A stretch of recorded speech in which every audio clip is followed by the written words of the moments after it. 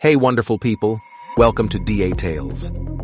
Today's story starts with a fiancé teasing a secret surprise and ends with a man coming home to 5 strangers moved into his house, calmly calling the police for trespassing and canceling the wedding before the cops even finish the report. Let's get into it. I, 32 male, own a 4-bedroom house.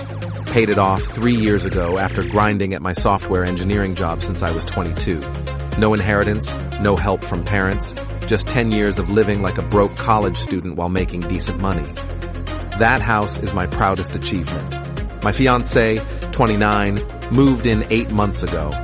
We'd been dating for 2 years before that. Things were good. Wedding planned for next spring. Saved the dates already sent. Her dress bought, the whole 9 yards. She doesn't pay rent. We agreed on that early. She makes about $42,000 a year as a dental hygienist, and I make significantly more. She covers groceries and some utilities. I handle the mortgage, which is now just property taxes and insurance since it's paid off, and major expenses. Fair enough. 3 weeks ago, she started acting weird. Secretive phone calls. Hushed conversations that stopped when I walked in. She kept saying she was planning a surprise for me. I figured it was something for my birthday next month. Maybe a party, maybe a trip. I didn't push. Last Tuesday, I came home from work around 6 p.m. Normal day. Pulled into my driveway and noticed a U-Haul truck parked on the street. Weird, but whatever. Maybe neighbors were moving. Walked through my front door. There were people in my living room, 5 of them. People I'd never seen before in my life. An older couple on my couch. A guy in his early 20s sprawled in my recliner playing something on his phone. 2 teenage girls taking selfies by my fireplace. My fiancé came running out of the kitchen, beaming. Surprise! I wanted to wait until everything was set up, but you're early. I stood there, processing. What is this? It's my family. Mom, Dad, my brother, and the twins. They're moving in. I looked around. Boxes everywhere. Someone had already hung a tacky decorative sign over my mantle that said, "Family is everything." Moving in? I repeated. Flat voice. Yes! Isn't it amazing? They lost their rental. The landlord sold the building, and I knew we had all this space, and I wanted to surprise you. This way we can all be together. Her mother stood up, arms open, coming toward me for a hug. We're so grateful. Our daughter told us you'd be thrilled to have family around. I stepped back. Didn't return the hug attempt. Looked at my fiancé. You moved 5 people into my house without asking me? Her smile flickered. I wanted it to be a surprise.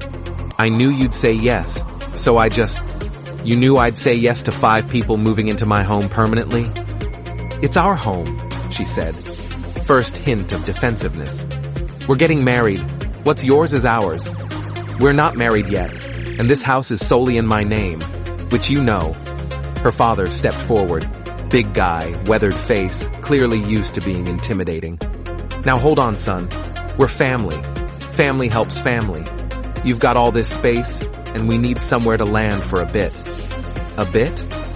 Few months? Maybe a year? Until we get back on our feet. A year. 5 extra people. In my house. That I worked a decade to own. I pulled out my phone. My fiancé grabbed my arm. What are you doing? Calling the police! Her mother gasped. What? There are 5 people in my house that I didn't invite. That's trespassing. We're not trespassers. Her brother sat up, finally interested. Your girlfriend invited us. Fiancé, she corrected. And yes, I live here. I can have guests. Guests don't move furniture in. Guests don't unpack boxes. Guests don't show up with a U-Haul. I was already dialing. You have about 10 minutes to start loading that truck back up before officers arrive. Her father stepped closer. You're not seriously doing this. I am. Over a misunderstanding?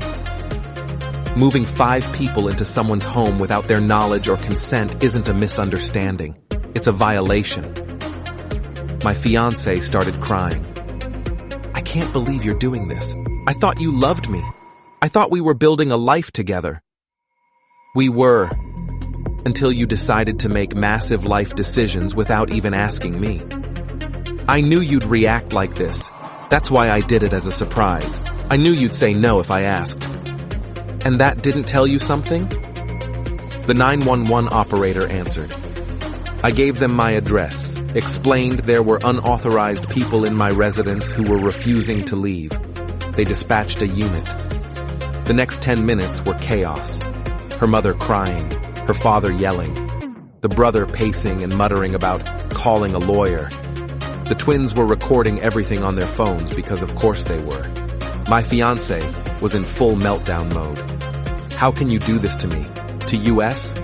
We're getting married. No, I said. We're not. That stopped her cold. What? The wedding is off. We're done.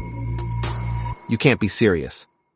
You moved your entire family into my house without asking. You knew I'd say no, so you did it behind my back. That's not a partnership. That's manipulation. I was trying to help them, then help them find an apartment. Don't volunteer my home. The cops arrived, 2 officers. They were professional about it. Asked for ID, asked who owned the property, asked who lived here. I showed them the deed. I keep a copy in my home office. My fiancée confirmed she wasn't on it. The officers explained to her family that they needed to leave. Her father tried arguing. This is a family matter, officers. You don't need to be involved. Sir, the property owner has asked you to leave. If you don't comply, we'll have to remove you. Her mother started wailing about being thrown out like garbage. The twins were still recording, now narrating dramatically for what I assume was TikTok. Loading that U-Haul took 2 hours. The cops stayed the whole time, which I appreciated. My fiancé, ex-fiancé now, kept trying to talk to me, but I just sat on the porch, not engaging. When they were finally gone, one officer hung back. You okay? Yeah, just processing. Smart move, calling us. Seen too many situations like this where people try to handle it themselves and it escalates. Thanks.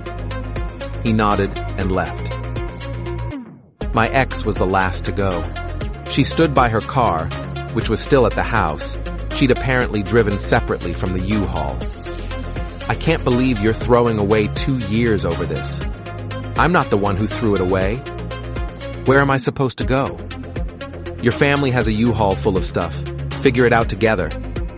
She got in her car, drove off. I went inside, took down that stupid family is everything sign, threw it in the trash. Then I sat in my empty, quiet living room and let myself feel it. The betrayal, the shock, the anger, but also relief. Because if she was willing to do this before we were married, what would she have done after? More updates to come. She still has stuff here, and I have a feeling this isn't over. Thanks for all the support on my last post. A lot of you predicted correctly. It got worse before it got better. The night after the U-Haul incident, my phone was blowing up. Her mother, her father, her brother, who apparently got my number from her phone. Even one of the twins texted me calling me a boomer narcissist. I'm 32, whatever. I blocked everyone except my ex. Figured I needed to keep that line open for logistics.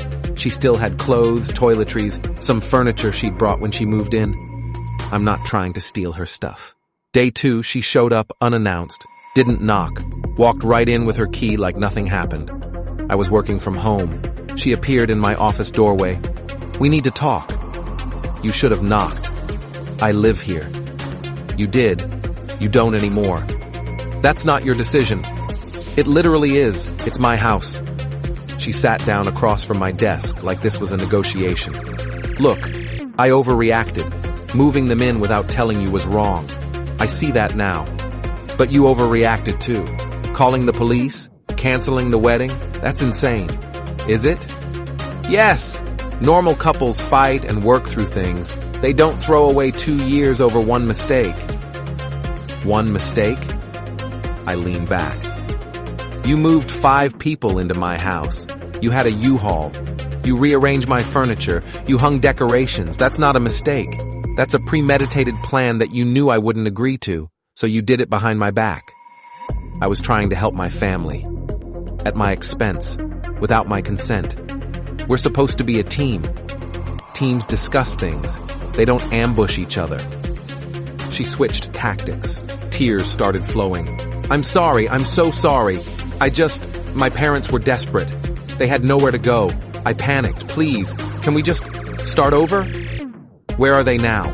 What? Your family. Where are they staying? A motel. So they found a solution, without using my house. It's temporary. They can't afford. Not my problem. I stood up. You need to schedule a time to get your belongings. Not today. This weekend works. I'll make sure I'm here. You're kicking me out, just like that? You stopped living here the moment you decided my home was yours to give away. She left, but not before calling me heartless and selfish and the worst mistake of her life. Day 3 is when the real circus began. Her father showed up at my door at 7 a.m., pounding on it like he was trying to break it down. I have a Ring doorbell. I watched him on my phone for a solid 2 minutes before I opened it. He was red-faced, sweating, clearly hadn't slept well. You and I are going to have a conversation. No, we're not.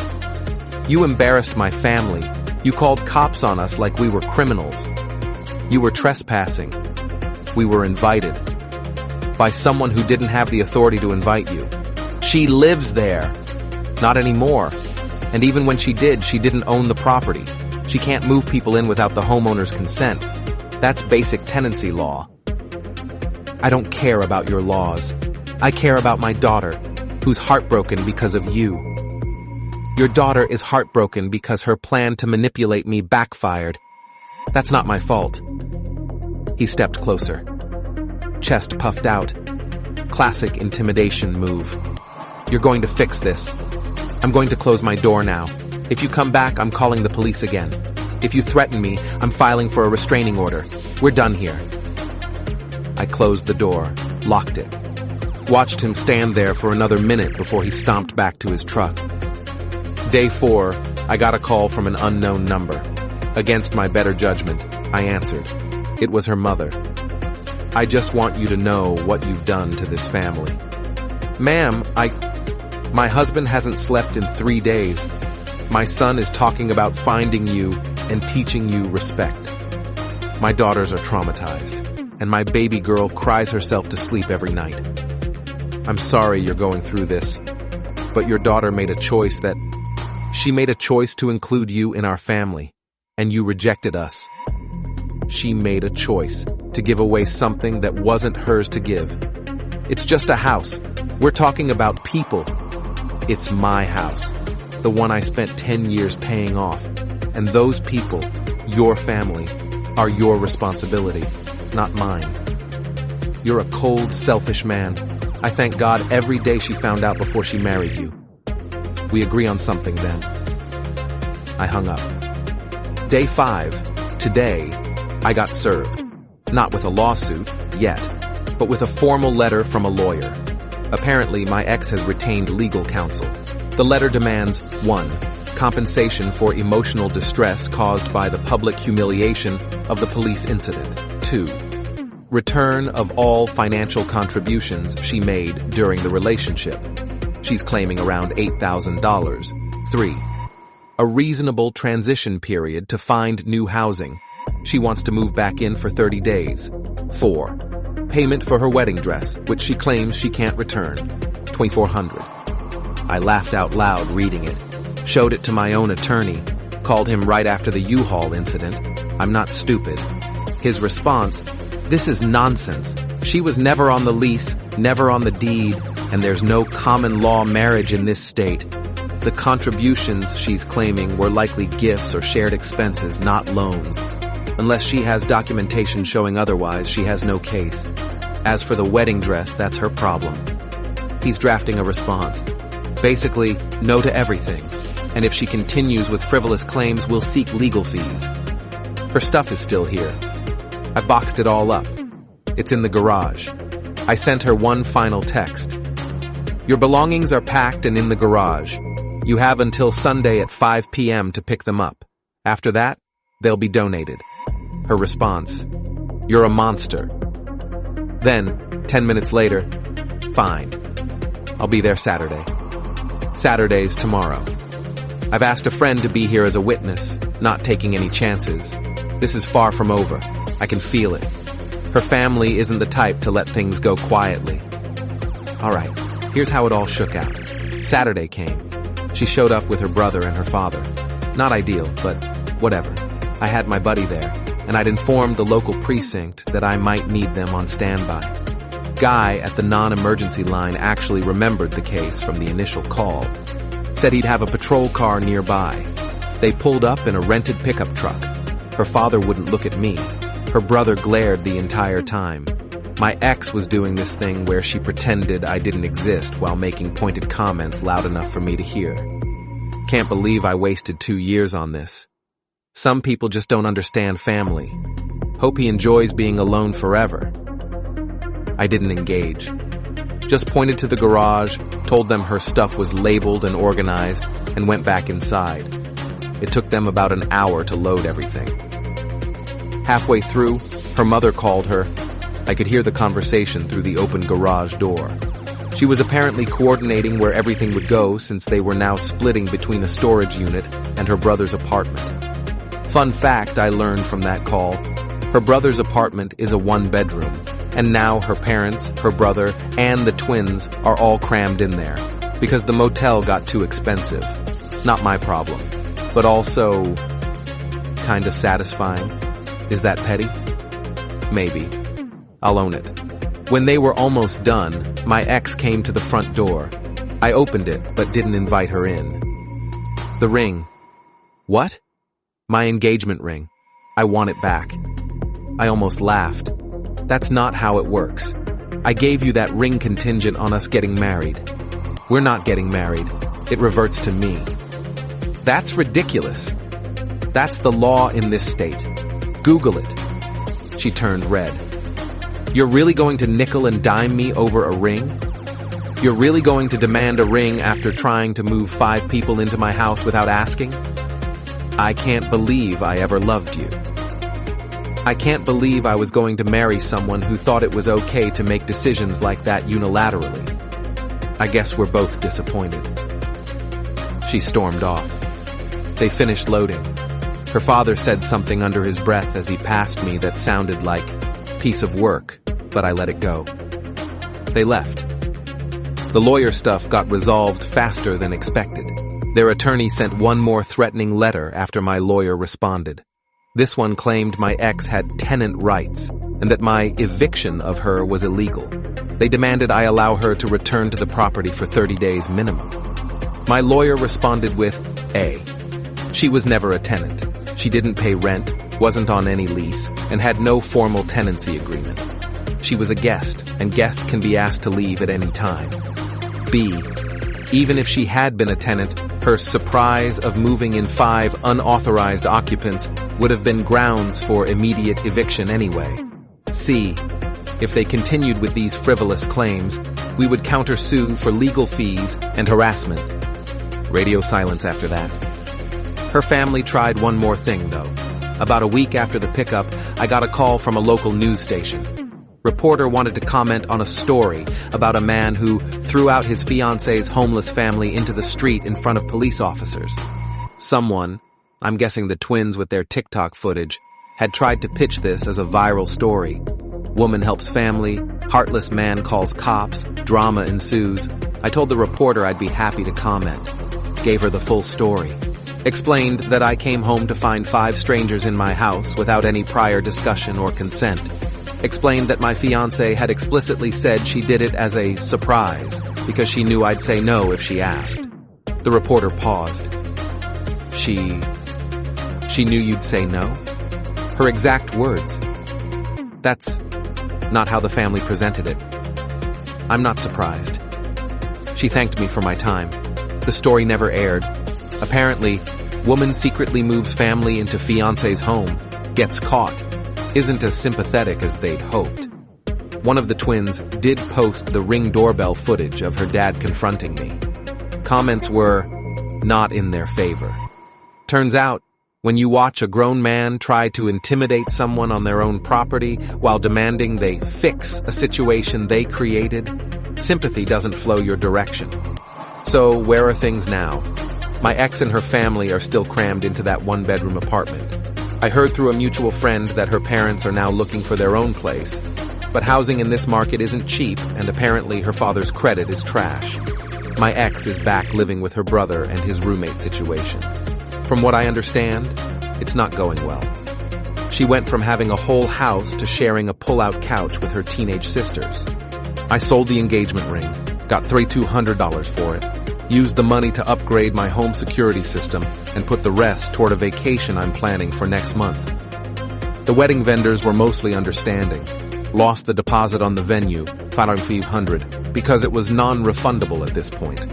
Her family was supposed to cover half, but surprise, surprise, they never paid their portion, so that's $1,500 I'll never see again. Could be worse.